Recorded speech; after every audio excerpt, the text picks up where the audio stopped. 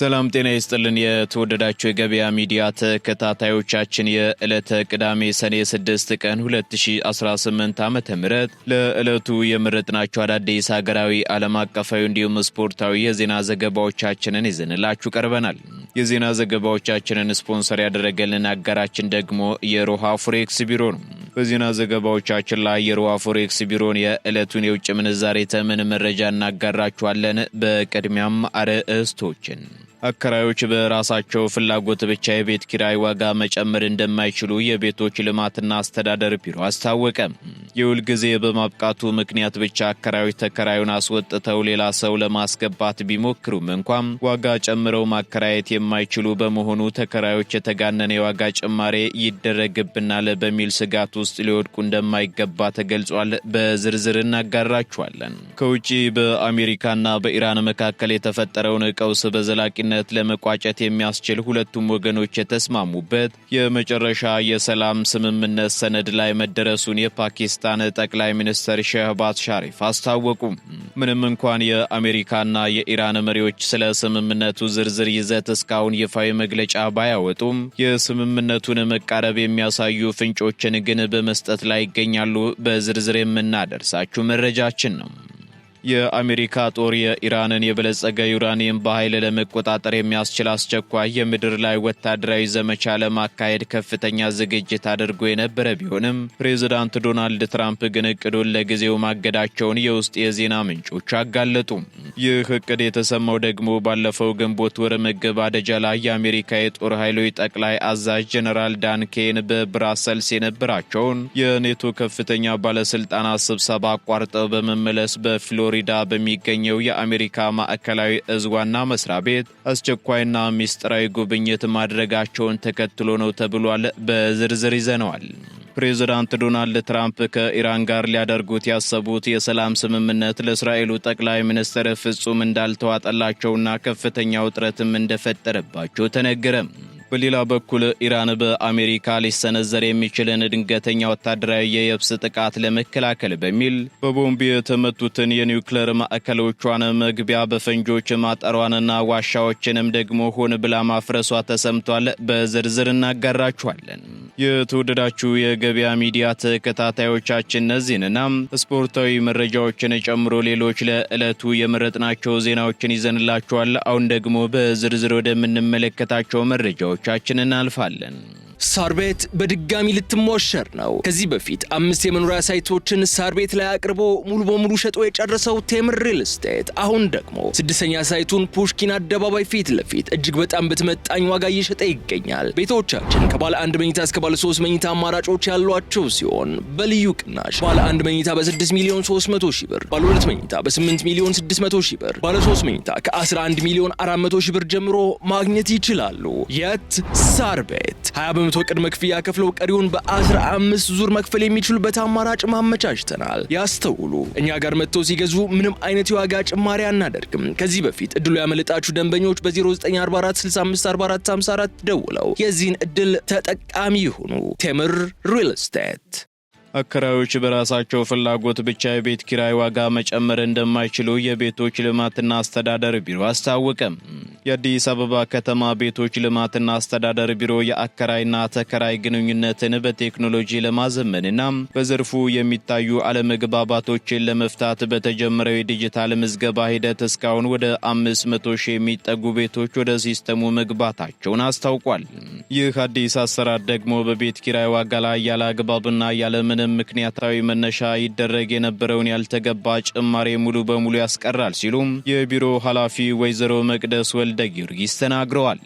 በዚህም ወደ ዲጂታል ቋቱ የገቡት እነዚህ የኪራይ ቤቶች በየትኛው ክፍለ ከተማ ወረዳ አልፎ ተርፎም በየትኛው ብሎክ ላይ እንደሚገኙ ሙሉ መረጃቸው በግልጽ የሚታወቅበት ደረጃ ላይ ደርሷል ነው የተባለው።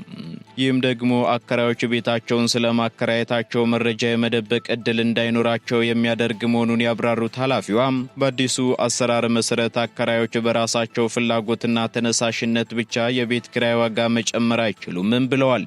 በዚህም መንግስት በየዓመቱ አንድ ጊዜ ከተማዋን ተጨባጭ ሁኔታ ያገናዘበ የገበያ ጥናት ካካሄደ በኋላም የገበያ እድገት መኖሩ ሲረጋገጥ በየዓመቱ ሰኔ 30 ላይ በሚያወጣው ይፋዊ መግለጫ መሰረት የዋጋ ጭማሪው በፐርሰንት ወይም በመቶኛ ይሆናል ሲሉ አብራርተዋል። በሌላ በኩል የውል ጊዜ በማብቃቱ ምክንያት ብቻ አከራዮች ተከራዩን አስወጥተው ሌላ ሰው ለማስገባት ቢሞክሩ እንኳን ዋጋ ጨምረው ማከራየት የማይችሉ በመሆኑ ተከራዮች የተጋነነ የዋጋ ጭማሪ ይደረግብኛል በሚል ስጋት ሊገባቸው እንደማይገባ ኃላፊዋ ተናግረዋል። በአጠቃላይ በየ2 ዓመቱ የኪራይ ውልን በተገቢው መንገድ ማደስ ግዴታ ሲሆን አከራዮችም እንዲሁ መብትና ግዴታቸውን ለይተው በማወቅ ሕጋዊ አሰራሩን እንዲያከብሩ ጥሪ ቀርቧል።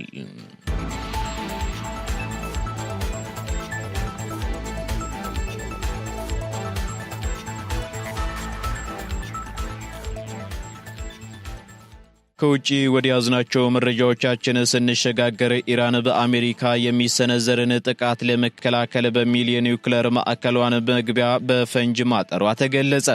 ኢራን በአሜሪካ ሊሰነዘር የሚችልን ድንገተኛ ወታደራዊ የየብስ ጥቃት ለመከላከል በሚል በቦምብ የተመቱትን የኒውክሌር ማዕከሎቿን መግቢያ በፈንጆች ማጠሯንና ዋሻዎችን ደግሞ ሆን ብላ ማፍረሷ ተሰምቷል።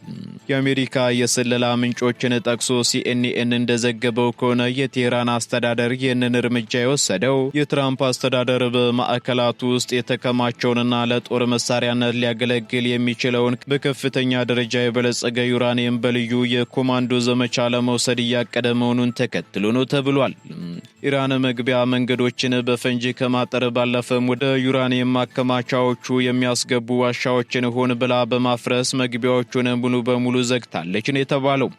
በቅርቡ በአሜሪካና በእስራኤል የጋራ የአየር ድብደባ ከፍተኛ ጉዳት ደርሶባቸው በነበሩት እንደ ናታንዝና ኢስፋሃን ባሉ የኒውክሌር ማዕከላት ከመሬት በታች የተቀበረው የዩራኒየም ክምችት በአሁኑ ወቅት በኢራን ወታደራዊ እርምጃ ምክንያት ማውጣትም ሆነ መድረስ እጅግ አስቸጋሪና አደገኛ ሆኗል ተብሏል።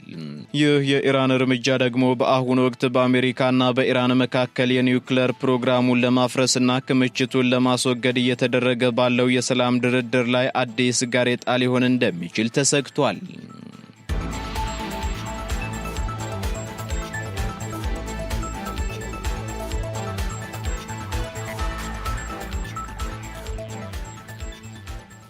በአሜሪካና በኢራን መካከል የተፈጠረውን ቀውስ ለመቋጨት የሚያስችል የመጨረሻ የሰላም ስምምነት ሰነድ ላይ መደረሱን ፓኪስታን አስታወቀች። በአሜሪካና በኢራን መካከል የተፈጠረውን ቀውስ በዘላቂነት ለመቋጨት የሚያስችል ሁለቱም ወገኖች የተስማሙበት የመጨረሻ የሰላም ስምምነት ሰነድ ላይ መደረሱን የፓኪስታን ጠቅላይ ሚኒስትር ሼህባዝ ሻሪፍ ተናግረዋል። የፓኪስታኑ ጠቅላይ ሚኒስትር ሼህባዝ ሻሪፍ በማህበራዊ ትስስር ገጻቸው ባሰፈሩት መልእክት ሰላም እንደ አሁኑ ቀርቦ አያውቁም ካሉ በኋላ ሀገራቸው ስምምነቱን ወደ መጨረሻው ምዕራፍ ለማድረስም እርምጃዎችን ለመውሰድ እየሰራች መሆኑን ገልጸዋል። ምንም እንኳን የአሜሪካና የኢራን መሪዎች ስለ ስምምነቱ ዝርዝር ይዘት እስካሁን ይፋዊ መግለጫ ባይሰጡም የስምምነቱን መቃረብ የሚያሳዩ ፍንጮችን ግን በመስጠት ላይ ይገኛሉ። በዚህም የኢራኑ የውጭ ጉዳይ ሚኒስትር አባስ አራግቺ በበኩላቸው ስምምነቱ ከመቼውም ጊዜ በላይ ተቃርቧል ያሉ ሲሆን ባለፈው ሚያዝያ ወር የሁለቱ ሀገራት ውይይት ተካሂዶበት በነበረው ስፍራ በመሰየም ሰነዱን የእስላማባድ የመግባቢያ ስምምነት ብለውታል። የአሜሪካው ፕሬዝዳንት ዶናልድ ትራምፕ በበኩላቸው በቅርብ ሳምንታት ውስጥ ስምምነት ላይ ለመድረስ መቃረባቸውን ደጋግሞ የገለጹ ሲሆን የኢራኑን የውጭ ጉዳይ ሚኒስትር መልእክትም በራሳቸው የማህበራዊ ሚዲያ ገጽ ላይ አጋርተዋል። የአሜሪካ ከፍተኛ ባለስልጣናትንና ቀጠናዊ ምንጮችን ዋቢ በማድረግ የወጡ መረጃዎች እንደሚያመላክቱት ከሆነ ደግሞ ስምምነቱ በጦርነቱ ምክንያት ተዘግቶ የነበረውን የሆርሙዝ ወሽመጥን በአስቸኳይ ክፍት ማድረግን ያካትታል ተብሏል። በተጨማሪም ኢራን የኒውክሌር መርሃ ግብሯን እንድታቆምና የጦር መሳሪያ ለመስራት በከፍተኛ ደረጃ የበለጸገ ዩራኒየሟን እንድታስወግድ የሚጠይቅ ሲሆን በአንጻሩ አሜሪካም በኢራን ላይ የጣለችውን ማዕቀብና የባህር ላይ እገዳ እንድታነሳ ይጠይቃል። የታገዱ የኢራን ንብረቶችም ደረጃ በደረጃ የሚለቀቁ ቢሆንም ይህ የሚሆነው ግን ኢራን በስምምነቱ የተጣሉባትን ግዴታዎች ስትወጣ ብቻ እንደሆነ የአሜሪካው ምክትል ፕሬዝዳንት ጄዲ ቫንስ አስገንዝበዋል። አሁን ያለው ደካማ የተኩስ አቁም ሁኔታም ለተጨማሪ 60 ቀናት በማራዘም ዝርዝር ድርድሮችን ለማጠናቀቅ ታቅዶ የተዘጋጀው ይህ ስምምነት ባለፈው የካቲት ወር ማጠናቀቂያ ላይ በተነሳው ጦርነት ሳቢያ ቀጠናውን ሲያናውጥ የቆየውን አስከፊ ቀውስ በዲፕሎማሲያዊ መንገድ ለመቋጨት ትልቅ ተስፋ የተጣለበት ስኬት መሆኑም እየተነገረለት ይገኛል።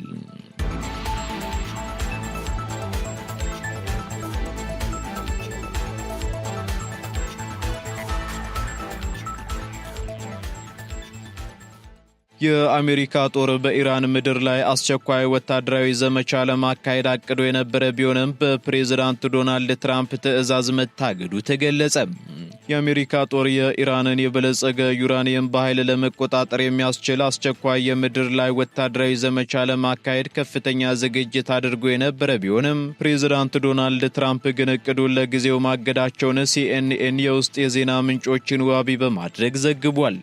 እንደ ዘገባው መረጃ ከሆነ ደግሞ ባለፈው ግንቦት ወር መገባደጃ ላይ የአሜሪካ የጦር ኃይሎች ጠቅላይ አዛዥ ጀነራል ዳን ኬን በብራስልስ የነበረውን የኔቶ ከፍተኛ ባለስልጣናት ስብሰባ አቋርጠው በመመለስ በፍሎሪዳ በሚገኘው የአሜሪካ ማዕከላዊ እዝ ዋና መስሪያ ቤት አስቸኳይና ምስጢራዊ ጉብኝት አድርገዋል ተብሏል። በወቅቱ ጀነራሉ የአሜሪካ ልዩ ኮማንዶዎች ወደ ኢራን ምድር ዘልቀው በመግባት የኒውክሌር ማበልጸጊያ ቁስ የሆነውን ዩራኒየም በቁጥጥር ስር ለመዋል ስላዘጋጁት እቅድ በአካል ተገኝተው ማብራሪያ ተቀብለዋል የተባለው። ይህ በከፍተኛ መኮንኖች ደረጃ የተደረገው አስቸኳይ ስብሰባ የአሜሪካ መንግስት ይህንን ከፍተኛ አደጋ ሊያስከትል የሚችል የምድር ላይ ጥቃት ለመሰንዘር አጽድቆት ለመስጠት በጣም ተቃርቦ እንደነበር የሚያሳይ መሆኑንም የውስጥ ምንጮች መጠቆማቸውን ዘገባው አክሏል። ነገር ግን ጀነራል ዳን ኬን የጦርነቱን እቅድ ለፕሬዝዳንት ዶናልድ ትራምፕ ካቀረቡ በኋላ ፕሬዝዳንቱ በዘመቻው ላይ እገዳ መጣላቸው ተገልጿል። ትራምፕ ይህንን ውሳኔ ያስተላለፉት ደግሞ ዘመቻው ሊያስከትል የሚችለውን ከፍተኛ የአሜሪካ ወታደሮች ሕይወት መጥፋት በመስጋትና ጥቃቱ በኢራን በኩል ከባድ የአጸፋ እርምጃን አስከትሎ የዓለምን ኢኮኖሚ ይበልጥ እንዳያናጋው በመስጋት መሆኑ ተነግሯል። ይህ ወታደራዊ ዝግጅት ይፋ የሆነው ደግሞ ፕሬዝዳንት ዶናልድ ትራምፕ በአንድ በኩል አሜሪካና ኢራን የሆርሙዝ ወሽመጥን ለመክፈትና በኒውክሌር መርሃ ግብሩ ዙሪያ ስምምነት ላይ ለመድረስ ተቃርበዋል በማለት በተደጋጋሚ መግለጫ እየሰጡ ባሉበት ወቅት ነው።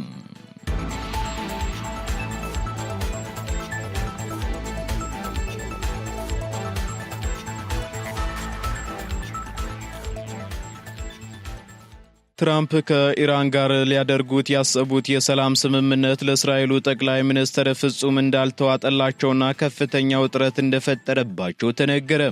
ፕሬዝዳንት ዶናልድ ትራምፕ ዋሽንግተን ከቴህራን ጋር በምታደርገው የኒውክሌር ስምምነት ላይ የእስራኤሉ ጠቅላይ ሚኒስትር ቤንያሚን ኔታንያሁ ምንም ምርጫ እንደሌላቸውና ስምምነቱን ለመቀበል እንደሚገደዱ በግልጽ አስታውቀዋል። ይህ የትራምፕ አቋም በሁለቱ መሪዎች መካከል ያለውን ዲፕሎማሲያዊ ግንኙነት ወደ ከፍተኛ ውጥረት ውስጥ የከተተው ሲሆን ለኔታንያሁ የፖለቲካ ህልውናም ብርቱ ፈተና እንደሆነ ተነግሯል። ትራምፕ ለብሪታንያው ፋይናንሻል ታይምስ ጋዜጣ በሰጡት የስልክ ቃለ ምልልስ ኔታንያሁ ምንም አይነት ምርጫ አይኖረውም ካሉ በኋላ ውሳኔዎቹን ሁሉ የምወስነው እኔ ነኝ በማለት የአሜሪካን ፍጹም የበላይነት አንጸባርቀዋል። ፕሬዝዳንቱ ይህንን የተናገሩት ደግሞ በቅርቡ ኢራን በእስራኤል ላይ የባሊስቲክ ሚሳኤል ጥቃት በመሰንዘር የተኩስ አቁም ስምምነቱን ከጣሰች በኋላ ኔታንያሁ አጸፋዊ እርምጃ እንዳይወስዱ ባስጠነቀቁበት ወቅት እንደነበር ይታወሳል። ይህ በትራምፕ እየተገፋበት ያለው ስምምነትም የኢራንን አገዛዝ በጂኦፖለቲካው ረገድ ይበልጥ ሊያጠናክረው ይችላል የሚል ስጋት በእስራኤል በኩል የተፈጠረ ሲሆን ኔታንያሁ በበኩላቸው ለሀገራቸው ሕዝብ የኢራንን ስጋት ማጥፋት የሚችለው እኔ ብቻ ነኝ በማለት ሲያቀርቡት የነበረውን የፖለቲካ ትረካ ሙሉ በሙሉ አደጋ ላይ ጥሉታል ተብሏል። በመጨረሻም ትራምፕ ኔታንያሁ በሊባኖስ የወሰዱትን የጦርነት ማባባስ እርምጃ በከባድ ቃላት መኮንናቸውና እኔ ባልኖር ኖሮ እስር ቤት ትገባ ነበር እስከ ማለት መድረሳቸው በሁለቱ ወገኖች መካከል ያለውን አለመግባባት ይበልጥ አጋልጦታል። በአንጻሩ ትራምፕ ዲፕሎማሲያዊ ውጥረቱ ካልተሳካ የኮማንዶ ዘመቻን ጨምሮ ወታደራዊ አማራጮችን አሁንም እንደሚያስቡ ቢገልጹም አሁን ባለው ሁኔታ ግን ከኢራን ጋር የሰላም ስምምነት ለመፈረም ያላቸውን ቁርጠኝነት አላቆሙም። ይህ የትራምፕ አካሄድ ደግሞ በጠቅላይ ሚኒስትር ቤንያሚን ኔታንያሁ ላይ ከፍተኛ የሀገር ውስጥ የፖለቲካ ጫና እየፈጠረባቸው ይገኛል ተብሏል።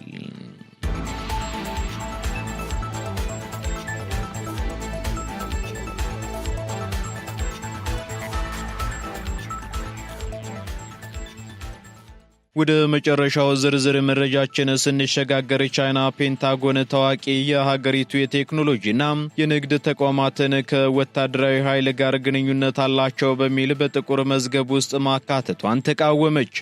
የአሜሪካ መከላከያ ሚኒስቴር ባደረገው የዝርዝር ማሻሻያ እንደ አሊባባና ባይዱ ያሉ የቴክኖሎጂ ግዙፎችን፣ የመኪና አምራቹን ቢዋይዲና ኒኦ እንዲሁም በትላልቅ የሶላር ፓናል አምራችነታቸው የሚታወቁ ትሪሶላር እና ጂኤ ሶላር የተባሉ የቻይና ኩባንያዎችን በወታደራዊ ጥቁር መዝገብ ውስጥ አካቷል። በዚህም የቻይና የንግድ ሚኒስቴር የፔንታጎንን ውሳኔ አስመልክቶ በሰጠው መግለጫ የአሜሪካ እርምጃ ፍጹም ፍትሐዊነት የጎደለውና ዓለም አቀፍ የንግድ ደንቦችን የጣሰ መሆኑን ጠቅሶ ድርጊቱንም በጽኑ እንደሚቃወም አስታውቋል።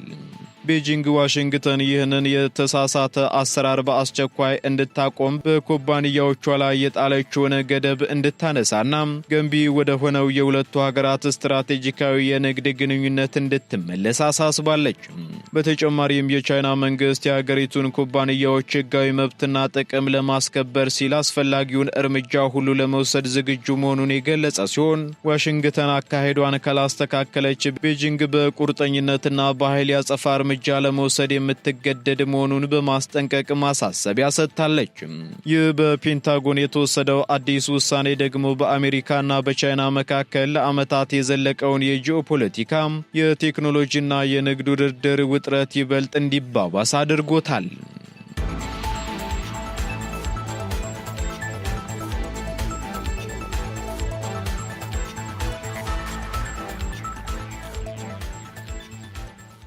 ቀጥለናል ውድ ተከታታዮቻችን። አሁን ደግሞ ስፖርታዊ መረጃዎችን የምንሰማበት ሰዓት ላይ ደርሰናል።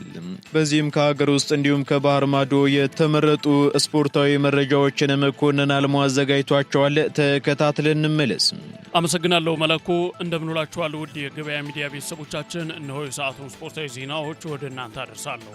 አትሌት ጉዳፍ ጸጋዬ የውድድር እገዳ ተጣለባት። ኢትዮጵያዊቷ አትሌት ጉዳፍ ጸጋዬ የተከለከለ አበረታች ንጥረ ነገር ተጠቅማ መገኘቷን ተከትሎ እገዳ ተጥሎባታል። የአትሌቲክስ ኢንቴግሪቲ ዩኒቲ ባወጣው መግለጫ አትሌቷን ለ4 ወራት ማገዱን በይፋ አስታውቋል። በተጨማሪም ተቋሙ ከህዳር 26 2018 ዓ.ም ወዲህ ያስመዘገበችውን ውጤት መሰረዙን ገልጿል። አትሌት ጉዳፍ ጸጋዬ ጉዳዩን በተመለከተ በማህበራዊ ገጿ ባጋራችው መልእክት መድኃኒቱን በሐኪም ትዕዛዝ መድኃኒቱን ተጠቅሜያለሁ ስትል አትሌት ጉዳፍ ጸጋዬ በመልእክቷ ተናግራለች። አሁን ላይ ነፍሰ ጡር መሆኗን በይፋ ያሳወቀችው አትሌት ጉዳፍ ጸጋዬ ጽንሱ በጥሩ ሁኔታ ላይ ይገኛል ስትልም ገልጻለች። አክላም ልጄን ወልጄ በቅርቡ ወደ ስፖርቱ እንደምመለስ ተስፋ አደርጋለሁ ብላለች። አንደኛው የኢትዮጵያ 10 ኪሎ ሜትር የጎዳና ላይ ሩጫ ውድድር ነገ እሁድ በባህር ዳር ከተማ ይካሄዳል።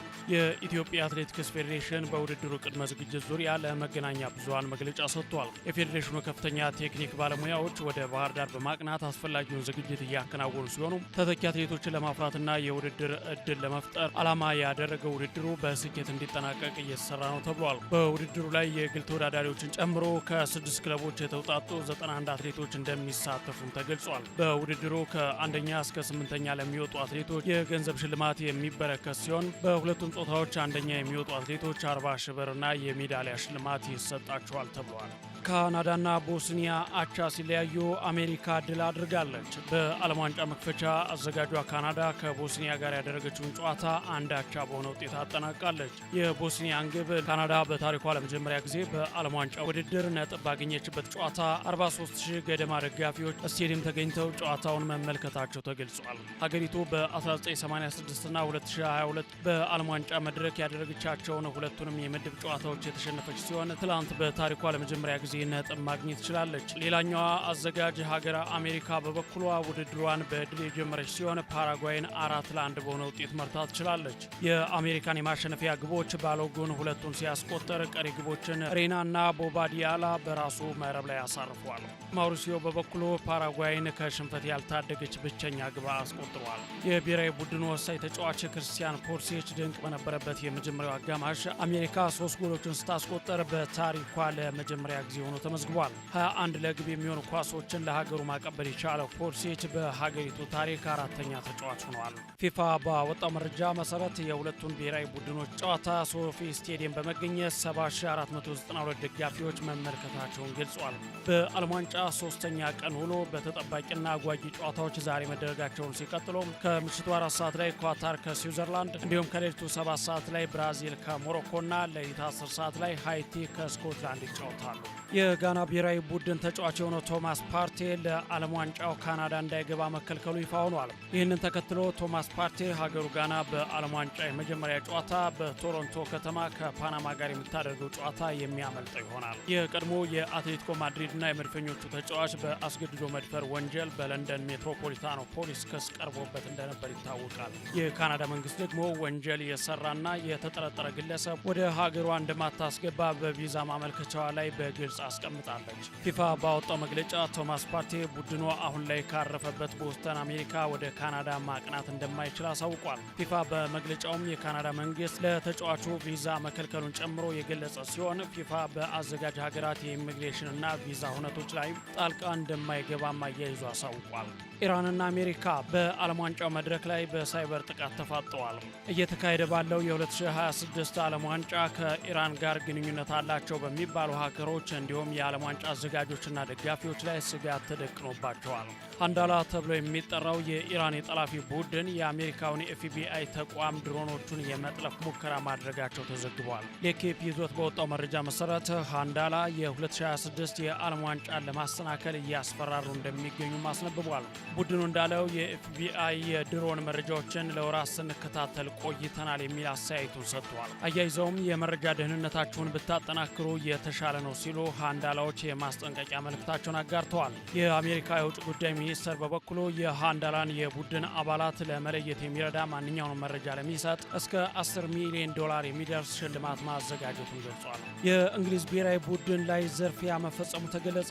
በአሰልጣኝ ቶማስ ቱዌል የሚመራው የእንግሊዝ ብሔራዊ ቡድን ዝርፊያ እንደተፈጸመበት የሀገሪቱ መገናኛ ብዙሃን አስነብበዋል። ቡድኑ በተደረገበት ዝርፊያ የተጫዋቾች ጫማ፣ የልምምድ ዕቃዎች፣ የአሰልጣኝ ቡድን አባላት ዕቃዎች፣ ይፋዊ የውድድሩ ኳሶችና የጨዋታ ቀን ልብሶች በዝርፊያው ከመኪና ላይ እንደተወሰደባቸው ተገልጿል። የእንግሊዝ ብሔራዊ ቡድን ጉዳዩን አስመልክቶ ከሚመለከታቸው የፖሊስ አካላት ጋር እየሰራ እንደሚገኝ ተዘግቧል። ጉዳዩ የሚመለከተው የካንሳስ ፖሊስ በበኩሉ 2 ግለሰቦችን ጠርጥሮ ምርመራ እያካሄደ እንደሚገኝ ገልጿል። መላኩ ለሰዓቱ ያስኳቸውን ስፖርታዊ ዜናዎች በዚሁ ቋጫለሁ። አመሰግናለሁ።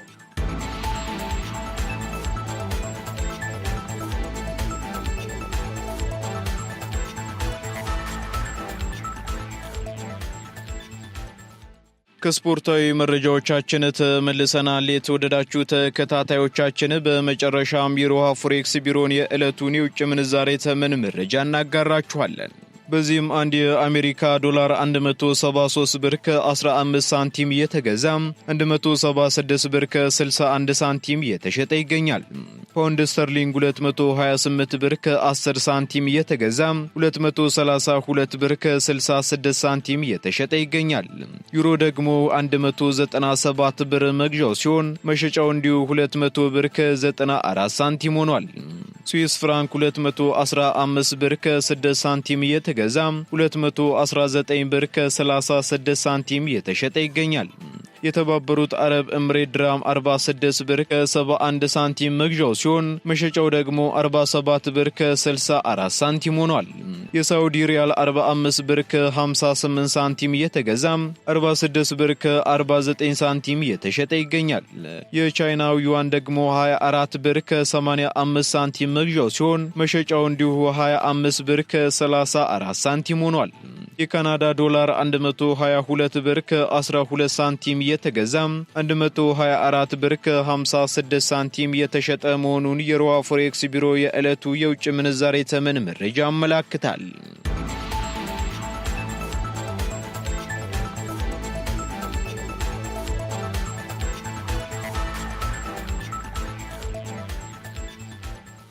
የተወደዳችሁ የገበያ ሚዲያ ተከታታዮቻችን ለዕለቱ የመረጥናቸው መረጃዎቻችን እነዚህን ይመስሉ ነበር። እንዲሁም ስፖርታዊ መረጃዎችን ጨምሮ አዳዲስ ኢኮኖሚያዊ፣ ማህበራዊና ፖለቲካዊ መረጃዎቻችንን ለማግኘት ታዲያም የገበያ ሚዲያን እንድትወዳጁ እንጋብዛለን። ሰናይ ጊዜን ተመኘን። ሳር ቤት በድጋሚ ልትሞሸር ነው። ከዚህ በፊት 5 የመኖሪያ ሳይቶችን ሳር ቤት ላይ አቅርቦ ሙሉ በሙሉ ሸጦ የጨረሰው ቴምር ሪል ስቴት አሁን ደግሞ 6ኛ ሳይቱን ፑሽኪን አደባባይ ፊት ለፊት እጅግ በጣም በተመጣኝ ዋጋ እየሸጠ ይገኛል። ቤቶቻችን ከባለ 1 መኝታ እስከ ባለ 3 መኝታ አማራጮች ያሏቸው ሲሆን በልዩ ቅናሽ ባለ 1 መኝታ በ6 ሚሊዮን 300 ሺህ ብር፣ ባለ 2 መኝታ በ8 ሚሊዮን 600 ሺህ ብር፣ ባለ 3 መኝታ ከ11 ሚሊዮን 400 ሺህ ብር ጀምሮ ማግኘት ይችላሉ። የት? ሳር ቤት 20% ቅድመ ክፍያ ከፍለው ቀሪውን በ15 ዙር መክፈል የሚችሉበት አማራጭ ማመቻችተናል። ያስተውሉ፣ እኛ ጋር መጥተው ሲገዙ ምንም አይነት የዋጋ ጭማሪ አናደርግም። ከዚህ በፊት እድሉ ያመለጣችሁ ደንበኞች በ0944 65 44 54 ደውለው የዚህን እድል ተጠቃሚ ይሁኑ። ቴምር ሪል ስቴት